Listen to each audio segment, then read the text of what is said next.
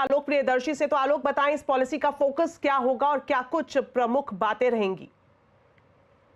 बिल्कुल, देखिए, deep tech यानी कि आर्टिफिशियल इंटेलिजेंस, मशीन लर्निंग और ब्लॉकचेन जैसी टेक्नोलॉजीज के सेक्टर में काम करने वाले स्टार्टअप्स के लिए बजट में बड़ा ऐलान हो सकता है।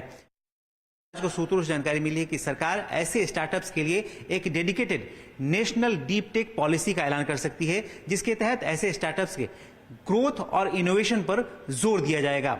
खासतौर से एक मजबूत इकोसिस्टम तैयार करने के लिए लॉन्ग टर्म फंडिंग की व्यवस्था की जा सकती है और साथ ही साथ जो रिसर्च एंड डेवलपमेंट में ज्यादा से ज्यादा इस सेक्टर में निवेश हो सके, खर्च हो सके, इसके लिए एक इंसेंटिव पॉलिसी भी लाई जा सकती है।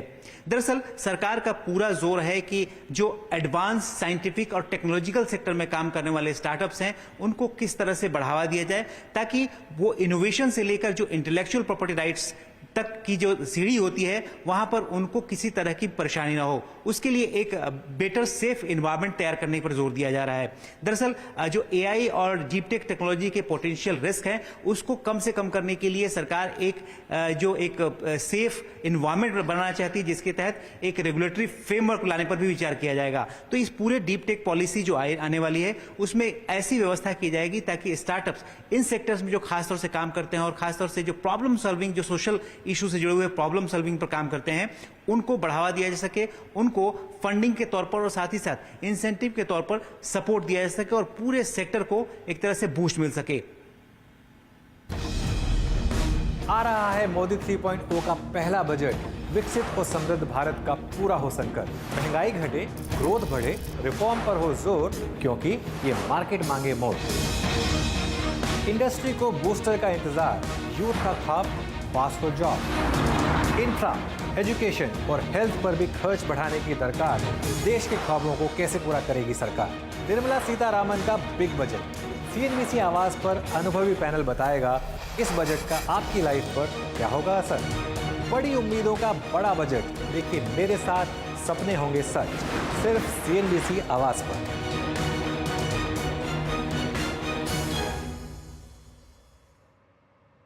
चलिए अब बात करते हैं बाजार की। बाजार में उतार चढ़ाव का दौर जारी है। मंगलवार की रिकॉर्ड तेजी के बाद आज निफ्टी बैंक एक्सपायरी के दिन बाजार में दबाव रहा।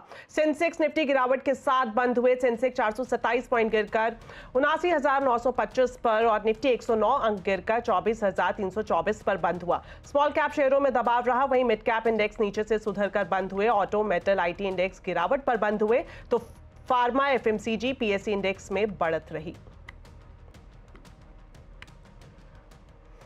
तो बजट से किसी नेगेटिव सरप्राइज की आशंका नहीं है, यह कहना है आदित्य बिरला सन लाइफ एएमसी के सीईओ महेश पाटिल का। बजट से पहले की कमाई की स्ट्रैटेजी पर बात करते हुए महेश पाटिल ने कहा कि बजट में ग्रामीण इकोनॉमी को बूस्ट मिल सकता है। इसलिए हमें नहीं लग रहा है कि बजट में ऐसे कुछ बड़ी तब्दीलियां होगी जिससे कि मार्केट में कुछ वॉलेटिलिटी आ सकती है। हालांकि मार्केट अभी बजट के पहले भी काफी ठीक कर रहा है। ग्लोबल मार्केट्स भी काफी ठीक कर रहे हैं और अभी तो नतीजे भी आएंगे कंपनीज के काफी ये क्वार्टर के बाद। 2 साल से हमने देखा है कि रूरल में काफी वीकनेस थी। अभी इसका कारण एक भी था कि इन्फ्लेशन भी काफी जोर से था, तो उसके कारण जो इम्पैक्ट आता है, रियल वेजेस जो है, रूरल वेजेस, वो काफी कम थे। अभी इन्फ्लेशन भी काफी काबू में है। तो और अगर गवर्नमेंट से अगर कुछ थोड़ी सपोर्ट मिलती है तो मुझे लग रहा है कि ये सेक्टर यहाँ से काफी ठीक कर सकता है। आज एमक्योर फार्मा और बंसल वायर की शानदार लिस्टिंग हुई। एमक्योर फार्मा के शेयर करीब 31% के प्रीमियम के साथ लिस्ट हुए। इसके शेयर बीएसई एनएसई पर 1325 रुपए पर लिस्ट हुए। एमक्योर फार्मा के आईपीओ में शेयर का प्राइस बैंड 1008 रुपए था। शार्क टैंक की जज नमिता थापर की कंपनी के आईपीओ को अच्छा रिस्पॉन्स मिला था।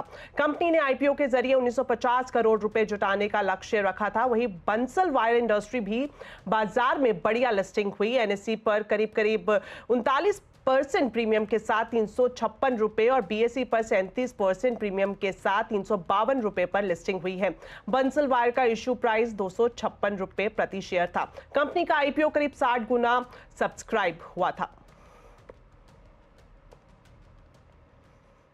मोदी 3.0 के पहले 100 दिन में दूरसंचार विभाग साइबर फ्रॉड पर नकेल कसने की तैयारी कर रहा है। इसी के साथ 10 गांव में 5G से लैस करने की भी यहां पर पूरी रणनीति तैयार की जा रही है। डिटेल्स लेते हैं असीम मनचंदा से। तो असीम, बताएं क्या है एजेंडा दूरसंचार विभाग का? नए